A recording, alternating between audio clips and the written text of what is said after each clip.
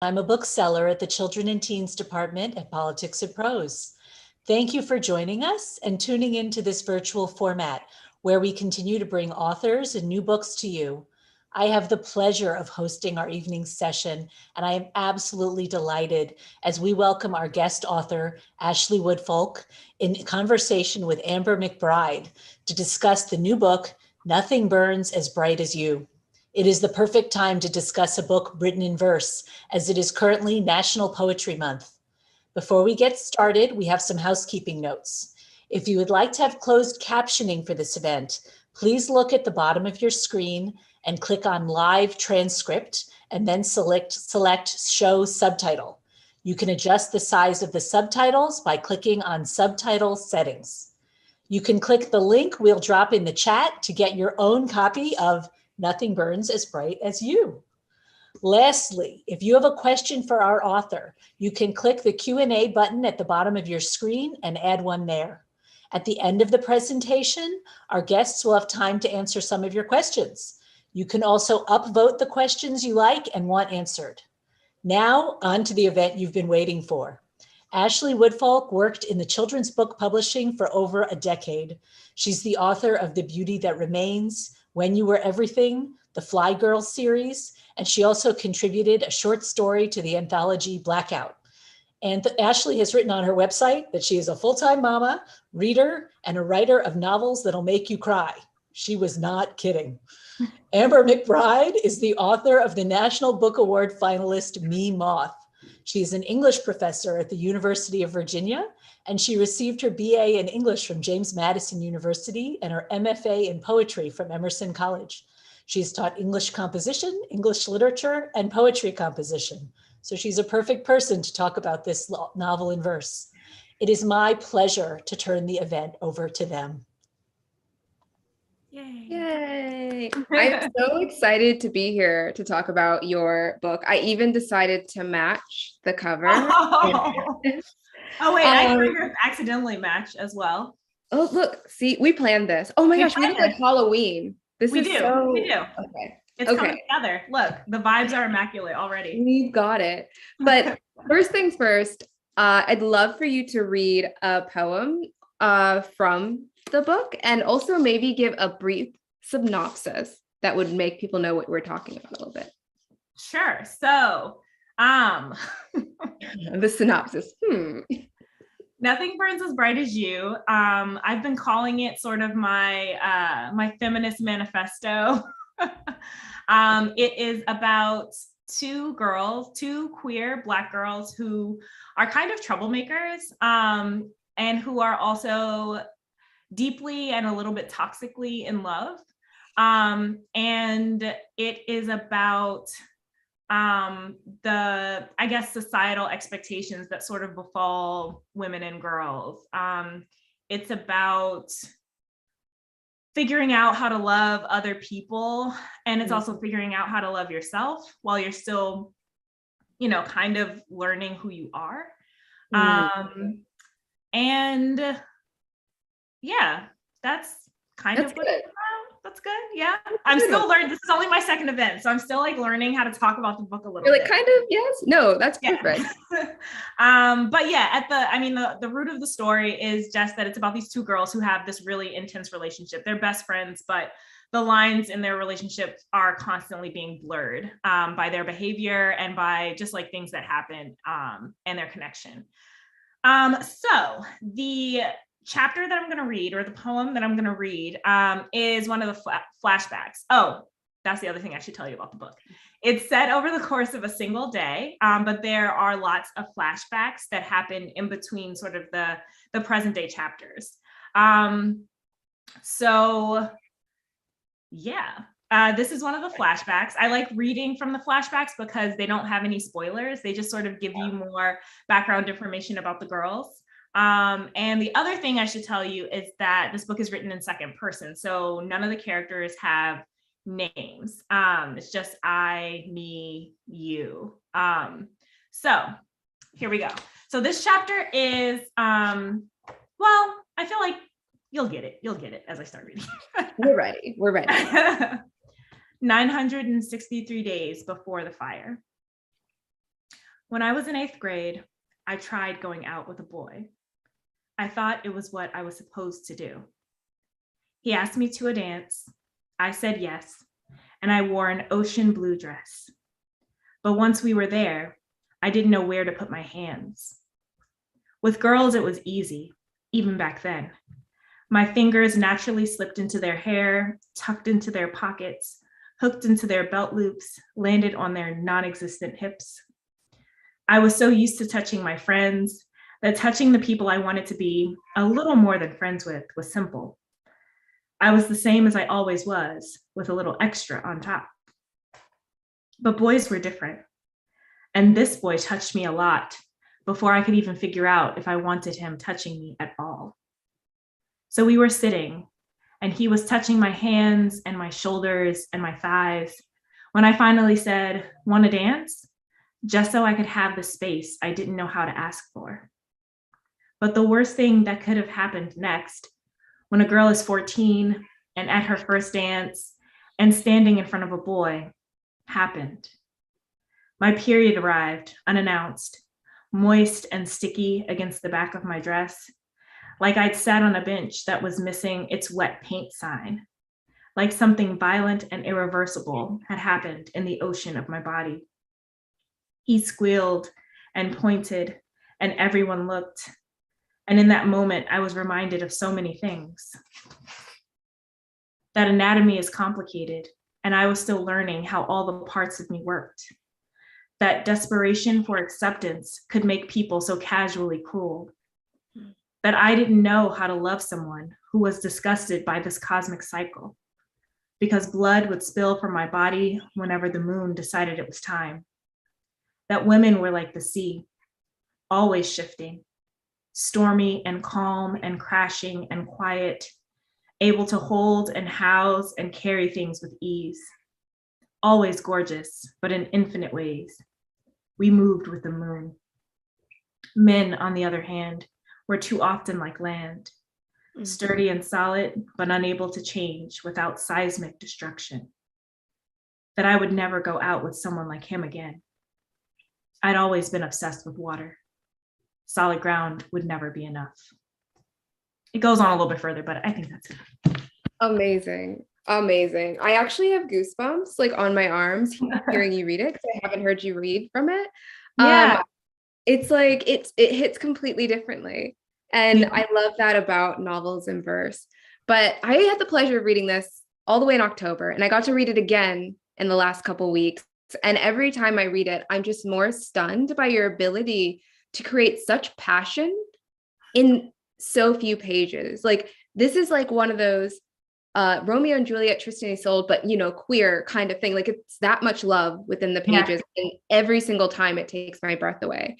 And so I was wondering, specifically to your process, you've written and been part of many anthologies, Blackout, When We Were Everything, Flyy Girls, things like that. And I'm wondering what was different about writing a novel in verse for you?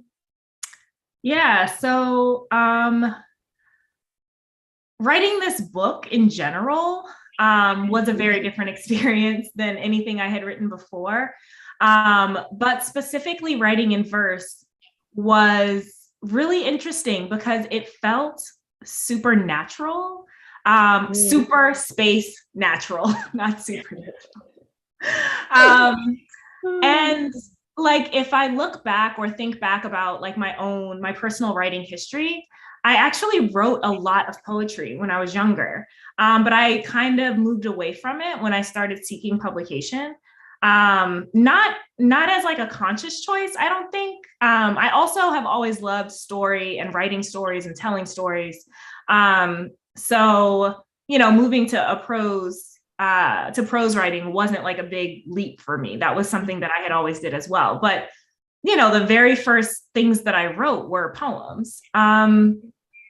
And so I think the main difference, as opposed to like the prose novels and stories that I've written, was just the way the words sort of made sense together. Like I felt like the rhythm came very naturally to me. Whereas with prose, I think in general, I try to be like a rhythmic writer, even if I'm writing prose. Yes.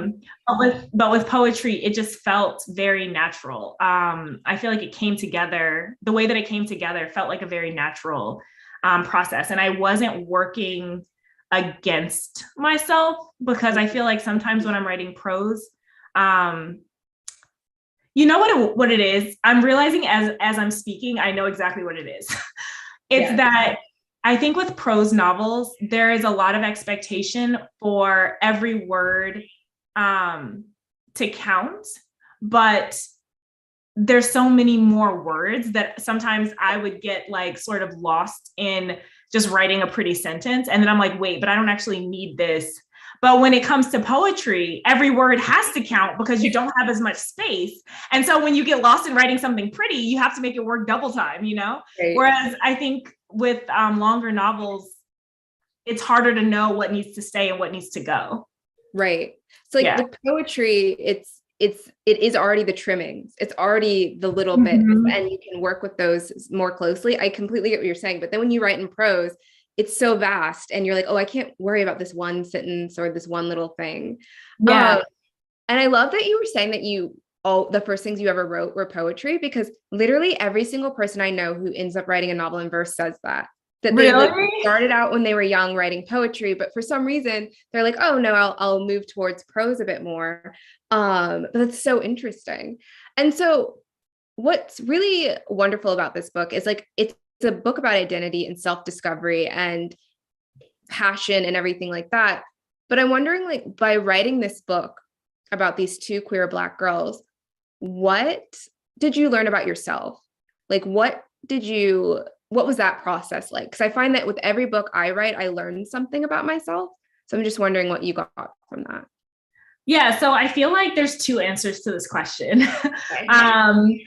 One is that this book is the first time that I really sort of faced my queerness, I think, like head on, and like fully like leaned into that identity, because I think that because I had largely like officially dated guys, and because By Erasure is so I don't know, like sinister or like subtle, I think that a lot of my attractions, I ignored them. Or, you know, even when things are like staring me in the face, like you literally have a Tumblr blog that's all boobs. For why? Why did you do that? See? And then you're like, exactly. Same thing. It's like, wait, the signs were there. They were always signs were everywhere. And yeah, I think because it is so like subtle that you just think, well, if I'm attracted to boys, that's all that matters.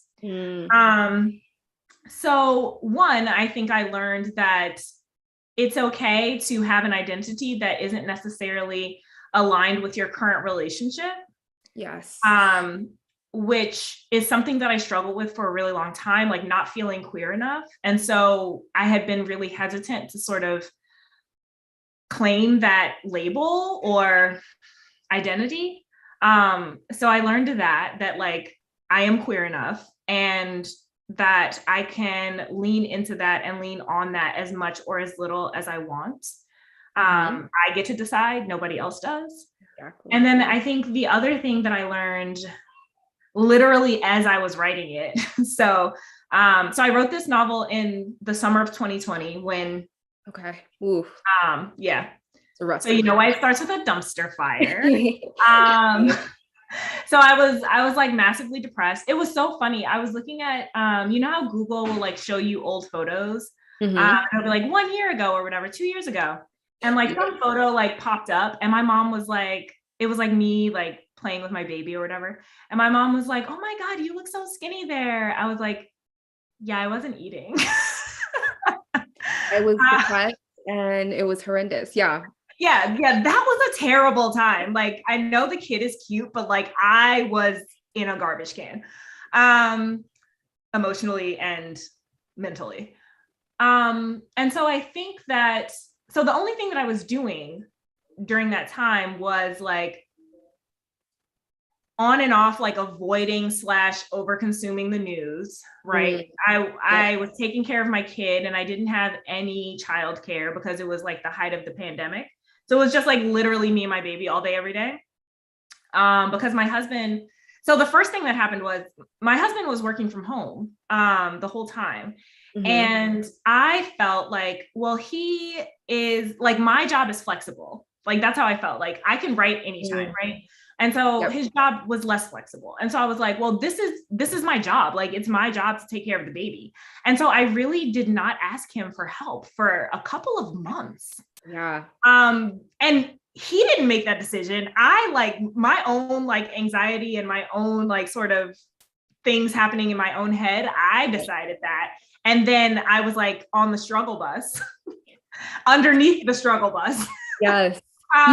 You were all the way under the problem because yes, it was bad. Too much, all that. Yeah. So I had that going on. And then the only other thing that I was doing was I was going to virtual therapy.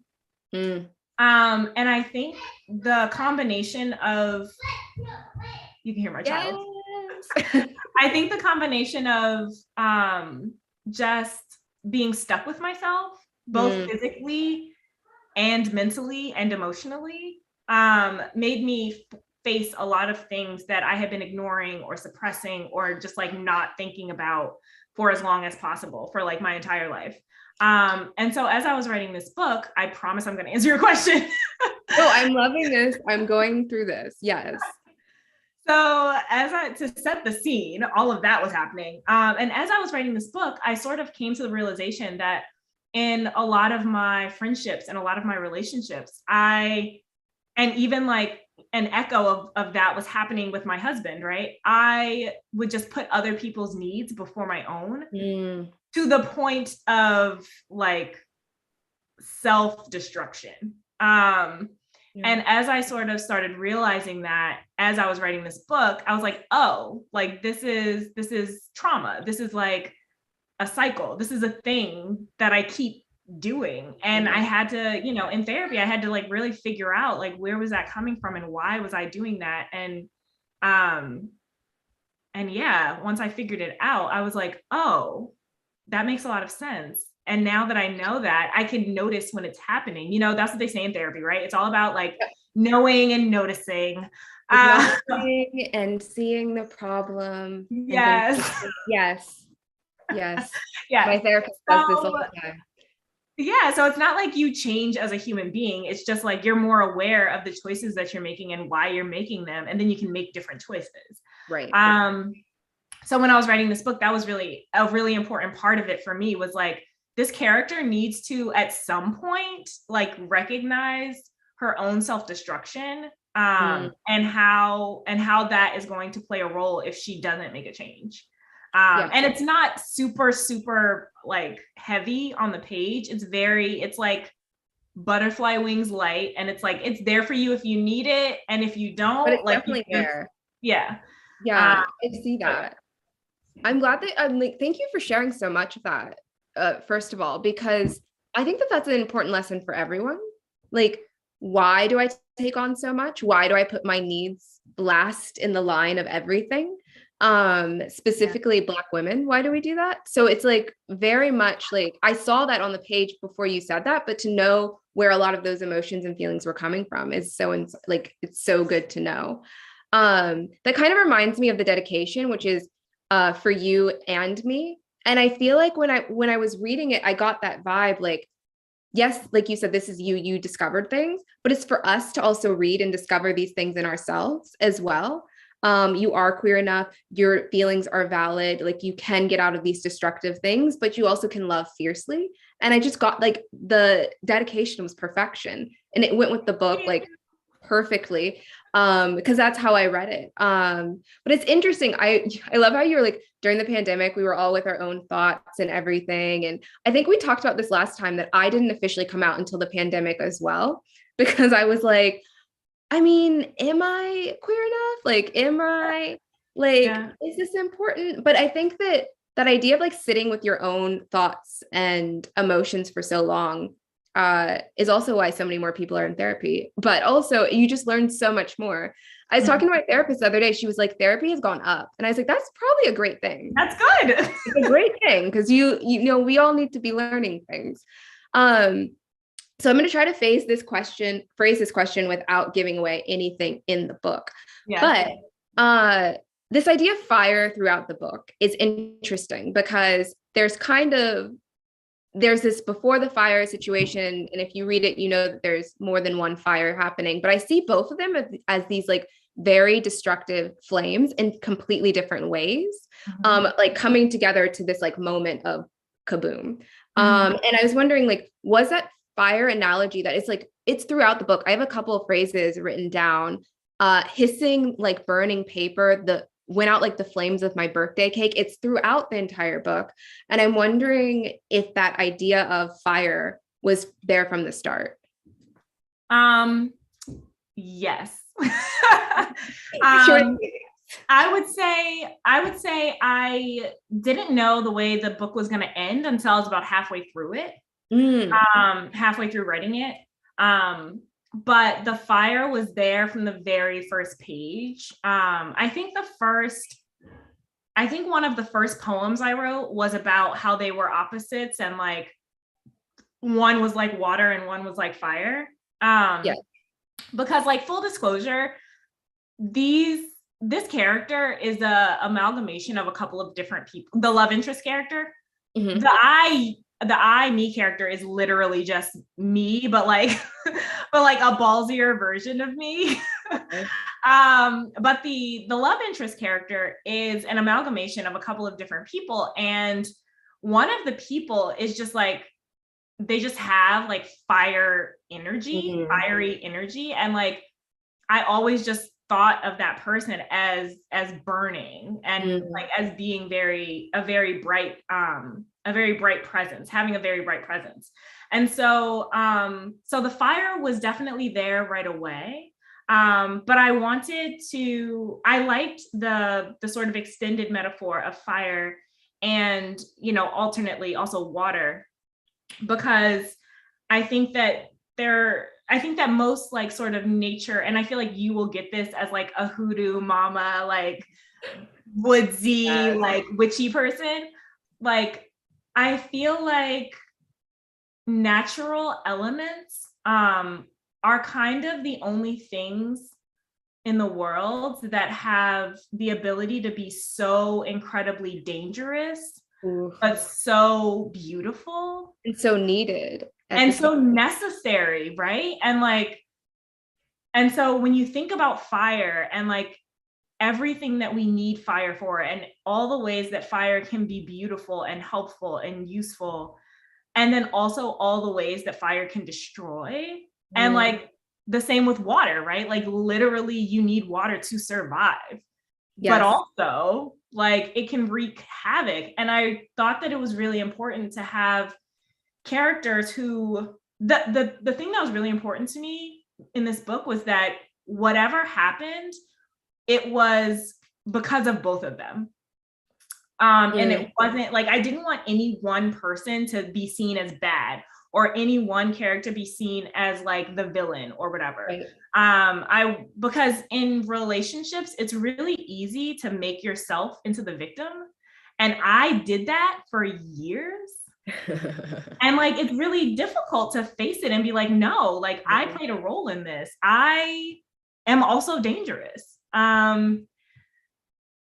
I don't have to be, right? And so yeah, that was part of it. And I mean, I also think that fire is just like a very like on the nose way of saying like, shit's about to get real, like passion, like, you know, all of that kind of stuff. Yeah, I was actually worried it was a little too on the nose, but I was like, whatever, I'm going with it. No, because I feel like it might have been if it wasn't such an extended metaphor with all the things you also just said. We know I love an extended metaphor. It's like my favorite thing in life. And so the whole time I was like, oh my gosh, it's everywhere, fire and water. But this idea, again, like you had just said, of the potential for fire, like how much we need fire and how dangerous it can be. I always think of the elements, specifically even in hoodoo, as the potential in a woman. Like we have this potential for like great love, but also don't do anything too crazy. Yeah. We will lose it. But like that duality is something that's very, at least in hoodoo, a feminine kind of quality. And I definitely saw that. I saw that for both of them. And I saw them switching places sometimes too, like on who was actually the fire and who was being the water. And I guess that leads to the next question of, I think that what this book investigates well, like wonderful for young adults, is this ability to get lost in a relationship and lose yourself. And I was wondering, how do you stay true to yourself in a relationship still? Like, because these people passionately love each other. It's obvious, but can you love to a point where you lose parts of yourself in it? Yeah, absolutely. I mean, the easy answer is like, yes, that can definitely happen. That has happened to me. And I think that the reason that happens is because you have needs that you're seeking like outside help with. Yes. Instead of making sure that you're good first. And I'm not even saying this in like a judgmental way, because like, one, it takes a long ass time to like get to the point where you feel, for some people. Yeah. Where you feel like there are some people out there who are just like born self-assured and like they know who they are and they have no questions. Yeah. And like, yeah. But I was not like that at all. And I would say only very recently did I get to the place where I was like, oh, anything that I need, I can provide for myself. And anyone else will be, I'll say this, I want to be the meal. I want to be my own entree. I want everybody else to be dessert, you know? Yes. Or like that's a wonderful analogy. Yes, it's like you can fulfill everything you need on your own. These other things are desserts in the sense of, yes, they make everything sweeter and better and wonderful, but like I can survive on my own. And that's so like such a strong statement. Like you were saying it, I mean, it's taken the better part of my life to also figure out all of that. Yeah. But okay, so this is like turning a little bit. I'm looking at the time because I do have one more question after this. There was, I don't know if this was intentional, but this danger in the fire and this like anxiety I felt as we got closer to these like this many days before the fire and the way that it's set up also gave me an anxiety that many Black queer women feel about being found out. And it was like happening at the same time. And I don't know if that was intentional, but the anxiety that I was feeling while reading was that same kind of fear of like people, the judgment from other people. I don't know if that was intentional, but also that danger that is very real. So you kind of tilted your head like this. So I'm thinking it wasn't. It wasn't. But I almost feel like I get exactly what you're saying. And I think for me, when I was writing, it was more broad, right? It wasn't specifically about queerness or specific, but it was specifically about someone seeing some part of you that you don't want them to see. And then what do they choose to do with that information or that part of you, that right? Part of you that nobody sees. Because I think part of the reason why these girls are so volatile is because they know things about each other that nobody else knows. Right. And that emotional vulnerability is so scary. And so I think for me, when I was writing it, it was more about that, like that kind of vulnerability instead of specifically queerness, but queerness is definitely a part of that, right? Yes, 100%. Especially when you're young and there's only a couple people who know. Right. Or you're still trying to figure it out and you don't even know how like you're supposed to be defining yourself yet. The fact that you choose to share that with someone and then like not knowing what they're going to do with that information is like the same kind of like anxiety inducing feeling for sure. Yeah, 100%. And then I guess that kind of goes in, I have so many questions. Okay, I promise this is my second to last. That goes a little into the idea of deciding to use the you voice. So I'm going to be completely honest. When I first started reading this book without names, I was like, how's this going to work? How is this going to work for the length of the book? And then it doesn't only work, there's no other way it could be done. And it's just brilliant. I actually am teaching this class or this book next semester in my young adult class at my college or at UVA. Yay. I was telling my students why they should sign up for my class, and I was like showing them this book before this. But I think that it was such a smart move that like it almost, like you were saying, that this idea of being vulnerable with people and people knowing these certain parts of you that nobody else knows, there was something by not naming them that made them like everyone, kind of just like your dedication. And it made that the stakes so high. Is that one of the reasons that you decided to do that? Yeah, so I feel like there's two reasons. One was definitely what you said, where I wanted anyone who read this to be able to see themselves in it and to read it as I'm talking to you. Like I'm literally talking to you. Like you are loved intensely and deeply and maybe to the point of detriment. Perhaps, maybe. But also, it's okay to like, I don't know, be open enough to let someone love you that way.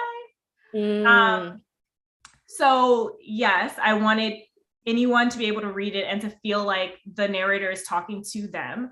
And then the other part was that because this character is, you know, sort of a compilation of people that I've loved, I couldn't imagine giving that character a not real name because the feelings are so intense and so real.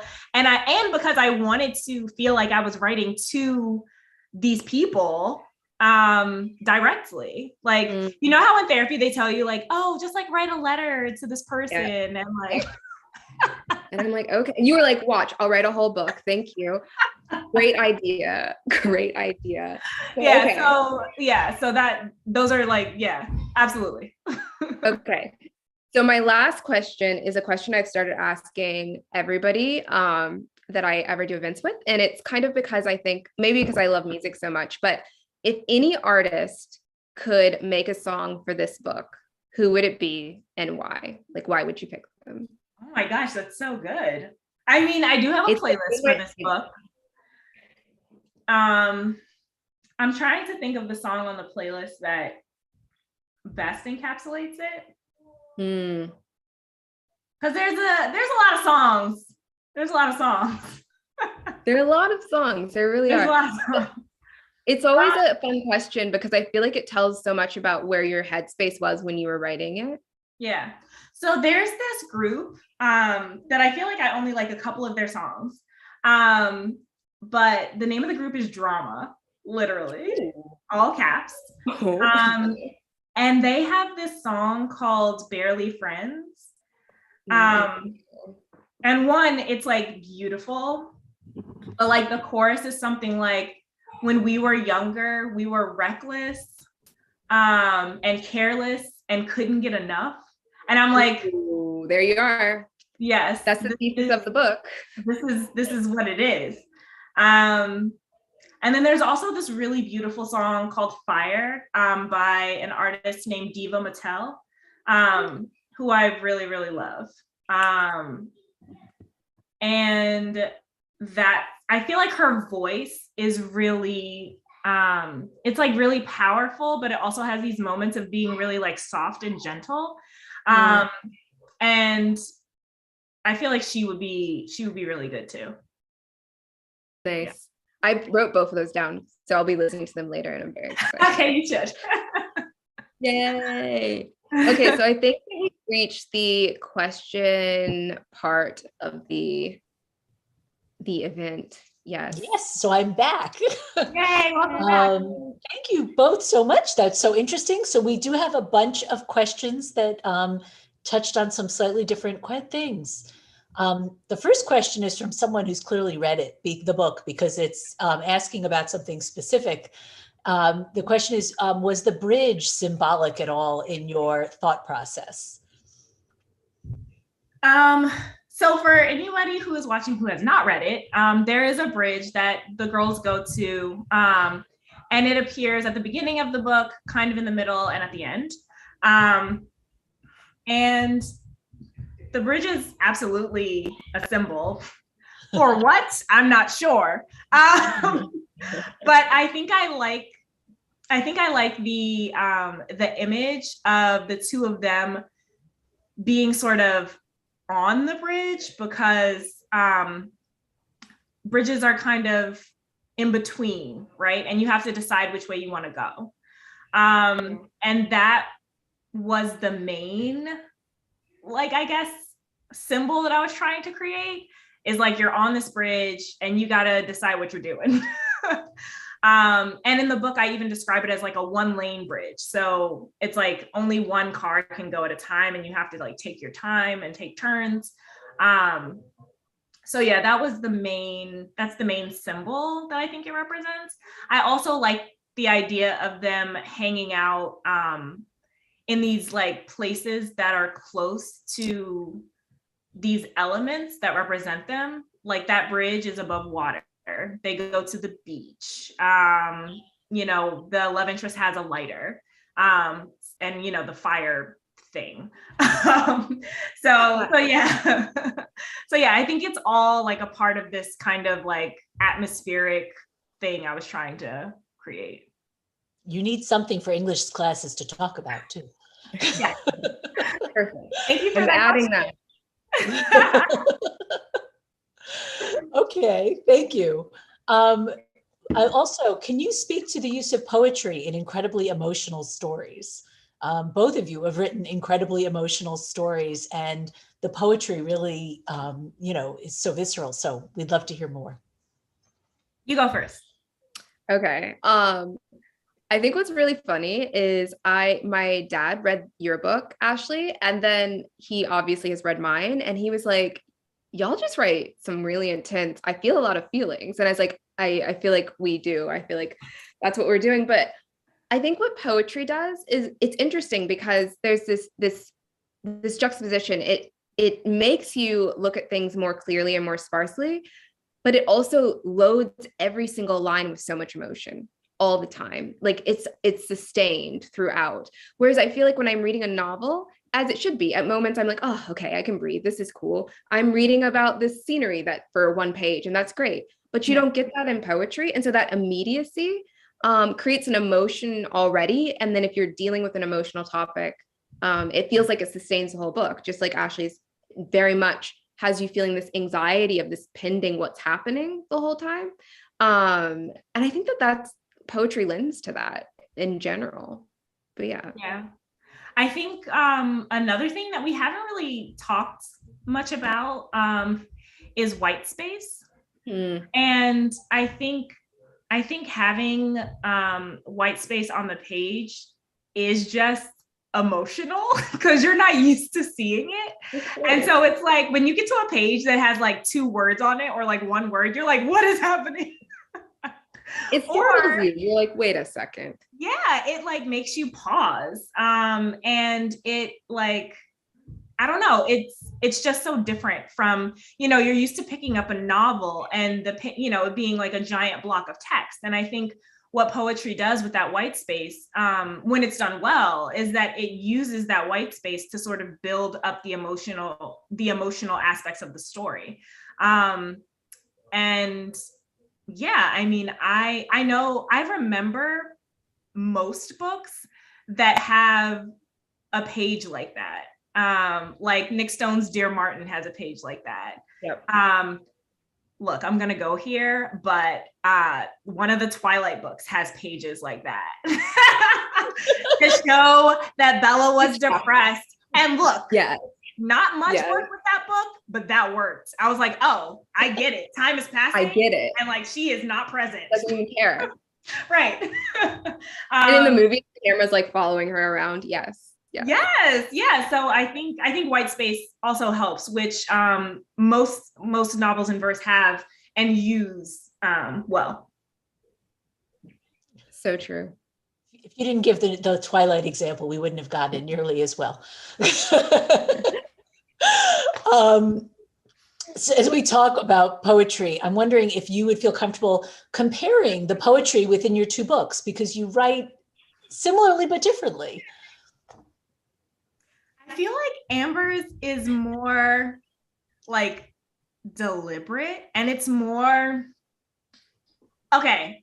I have a metaphor. Okay, I'm ready. I feel like mine is like when you first start shaping, like if you're in a pottery class and you first start shaping it, right? And it's like you can see the shape of like what you're going for, but it's still a little emotional. It's still a little, it's like not quite there. It's still a little messy just because of the emotion involved. And I feel like hers is like that shit just came out of the kiln. It's like, you know, like it is like sculpted and like solid, and it's like ready to get some flowers dropped in there. The flowers just need to be added. No, but see, I think what's interesting about the similarities I see in ours is that we both enjoy longer lines and shorter lines. We like to play with that on the page. And I noticed that immediately when I actually, because originally I only had the, you know, the ebook. And then when I got this one, I started to see like we both use very similar line lengths. So we're not afraid of a longer line. Whereas I see some novels in verse, like Long Way Down or something, like there's a lot of short lines, and they work. That's great. But I noticed that we both do that. But also, I think that I don't write, and this is not insulting myself, but I'm just saying, I don't write the actual grit of emotion. Like I'll go for the metaphor instead. Probably my therapist has lots to say about why, but that's something else. But I think that like, that's why I love yours so much. It's like, it gets into the feelings, like it's like in it. Whereas I'll be like, here's a really pretty metaphor that kind of describes the feelings, but I can't get into them because spiritually in my heart, I can't go there right now. But yeah, I do think they're very similar. I think that's why the second I read it, I was like, heck, yes, I am here for this. I can't wait till the world can read it, because I loved your style of poetry. And you are always thinking about, I'm just complimenting you now, but basically I see some novels in verse that don't think about line breaks or don't think about where their lines are ending. And as a poet, like who writes mostly poetry, it really drives me crazy. Literally, I can't. In yours, I never had a moment where I stopped because I was like, oof, that line break is not that great. But because it was very obvious. And the poet in me has a problem with that. Like I'm like, if you're going to write a novel in verse, you still should be taking into account those things, because that's what poetry is. No, I totally agree with you. I've definitely read books that were just like prose with line breaks. Exactly. It wasn't intentional. And yeah. I also think that like I feel like you are meticulous in a way that I would love to be. Like you're like, when you read one of your poems, you can tell that like every decision matters. And like, if you made one different decision, the whole poem would like read differently. And I like love that. Like even what you were talking about with the line breaks, I feel like where you make your line breaks, if you made different decisions, it would give a different vibe. And so it feels very deliberate, all the choices that you make. Whereas, I mean, I definitely decide, but I don't think I'm as careful as you are. That's why it's so nice to do this, is we get the mutual admiration society. Yeah. I feel like my editor would be like, Amber, when we go to copy edits or line, I am crazy. I'm like, why is this breaking here? And then if when you get them, I don't know if you had any issues with this, when it gets on the page and the line is too long, it will break in a weird way. And then you have to figure out how you're going to work that whole stanza. Yeah. And I have like 500 notes in there because it drives me crazy. One time it was so many issues, I just turned it into a prose poem because like the craziness in me could not handle like that makes sense though. That's a smart move. I definitely have a couple of long lines that I left even though they broke, once they put them in, because I was like, there's no other place There's to no like other way. Yeah, sometimes there's not a way to fix it, especially if like the whole poem can't become something else.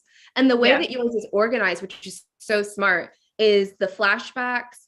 So like before the fire, and then the chapters, which I love, like which is each poem, and then like the truths that work. in the So live. like yeah, and it just works really well. So I see why it would be, whereas mine like is more like continuity throughout. So I could decide to just make it into a prose poem, but yours are so individualistic and very specific in how they're written. I could see why that would be much more difficult. But yeah, just all the love to novels in verse, because we're over here crying about like a line break. Like it's so interesting, the things that we're dealing with. So yeah.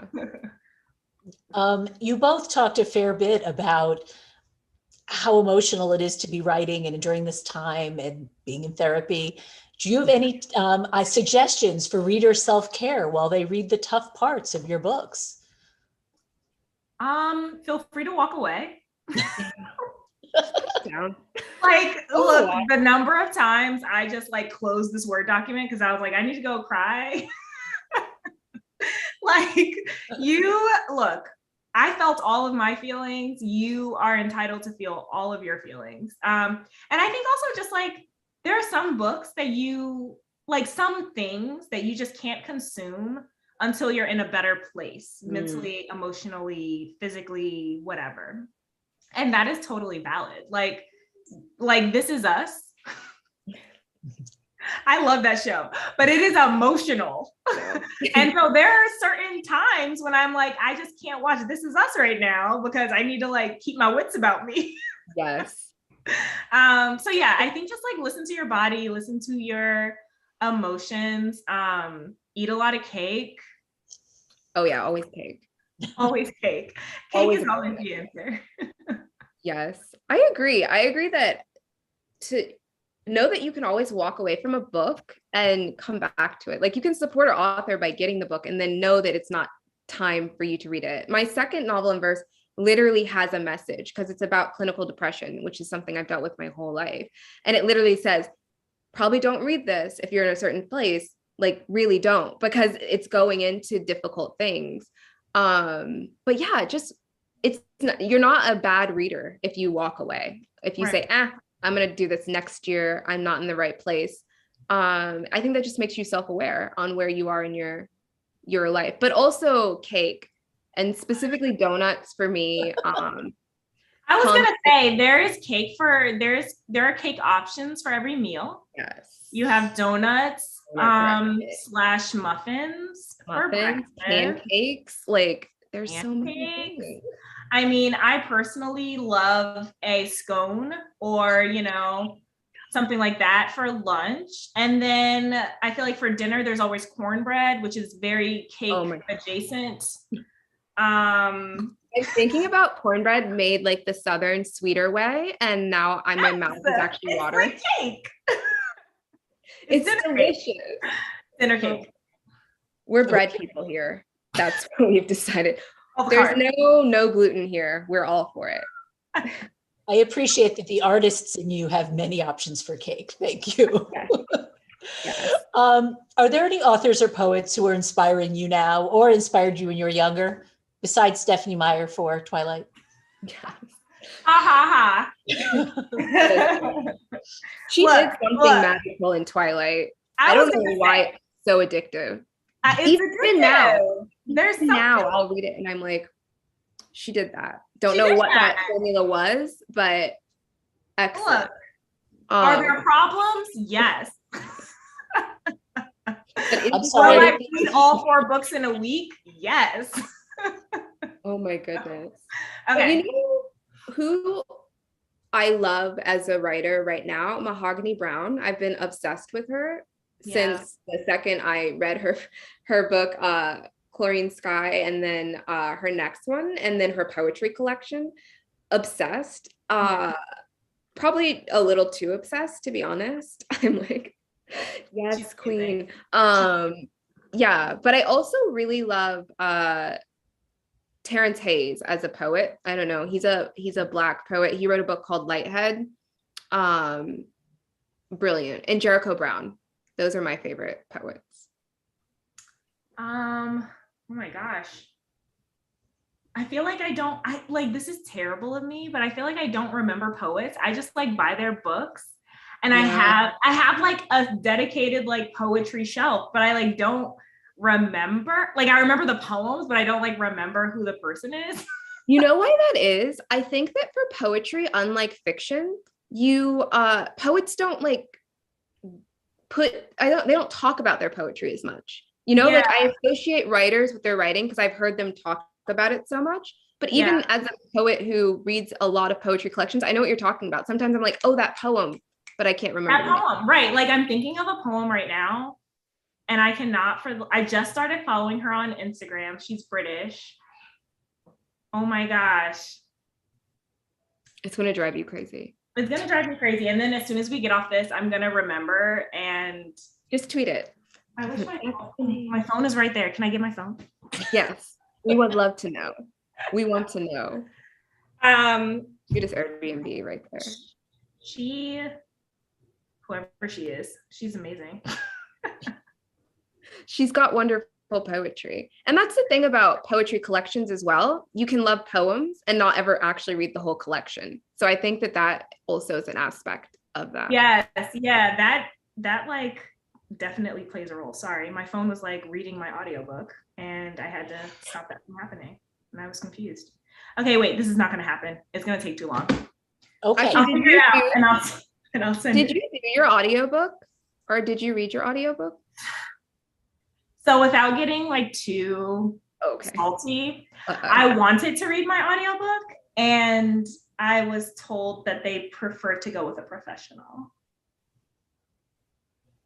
Did you just see my face? I was like, Amber, let's not talk about it because I squashed it and it was months ago and like I'm gonna let it go.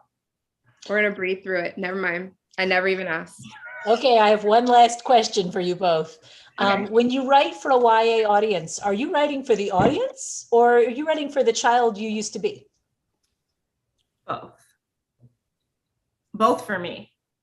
I definitely have, I think it's kind of impossible to not write for your younger self because you kind of have to go there mentally to like get into the character and get into the space of like, what is it like to be 15, 16, and to feel all those feelings and not have any of the experience to like make those feelings make sense. So for me, I'm definitely always thinking about younger me and like the books that would have helped me or the books that I needed when I was going through stuff. But I also, like in the same vein, am always like, well, if I felt like this when I was 15, there has to be a kid who feels like this right now. And so I think about that, but I think it's really important to not talk down to kids. Like, I think it's really easy when you become an adult to think that you know more than them because you literally do in some ways. But also it doesn't change the fact that like everything that they're experiencing is real and intense and is like, you know, the world to them right now.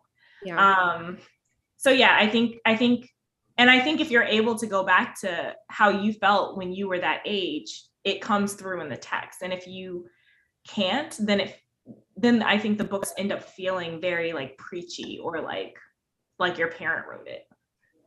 And I don't want to like your parent wrote it. Yeah, I think I feel the same way. Although I do think I lean into writing to my younger self a bit more because exactly what Ashley said is that I know that there's a kid who's feeling like my younger self because there were no books out there for them. So that's the target audience for me. But I think as with most things, that net, once you put the book out there, is for a lot more people.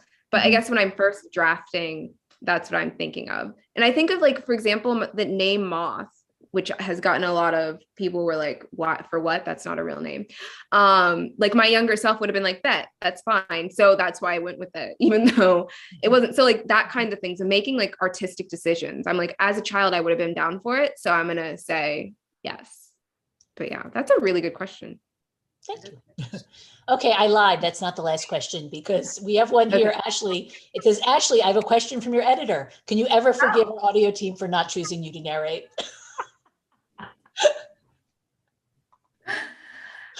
Jury's still out. I mean, I'm still mad and I'm not even involved in this. I was like, excuse me, what? Did you not just hear her reading her poem? Goodness gracious, breathe. Yeah. So, No, well, it's fine. I mean, to be fair, Ashley, I will say that doing my audiobook was the hardest thing I've ever done in my life. Yeah. It was And I definitely thought about that, like after I was like sort of rejected.